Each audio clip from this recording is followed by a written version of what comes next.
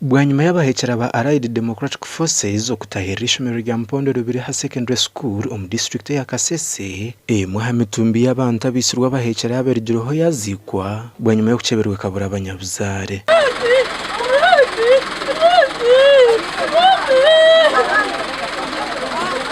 Ebyo nabigambirwe Geoffrey Kabyanga ori minister wa Kanyabwenge no kuhaburi hanga bwanyuma yo kugira hortera rw'abanyamakuru mu tawuni ya KASESE kandi nagira ngo Abeegi 11 bacoboroza misho. According to police, they have already been buried, and if the owners come, they will be exhumed. Government keeps bodies two ways. They keep them in a mortuary, but for a short time, and when it is not claimed, then we keep them in a government cemetery. It is also storage.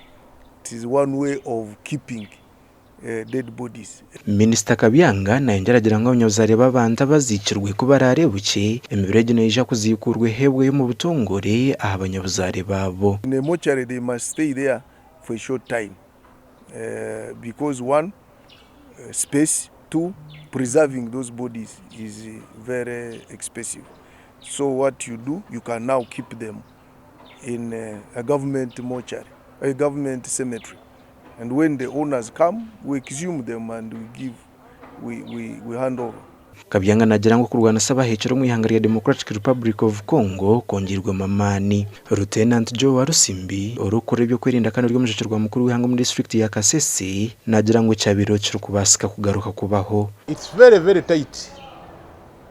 It's like that incident is like a snake when they can sneak into your house, and that's what I can relate it to. But we are very well organized, well deployed. Even the policy borders are well manned, so nobody should cause any alarm. Gashako Gilbert Muhanguzi.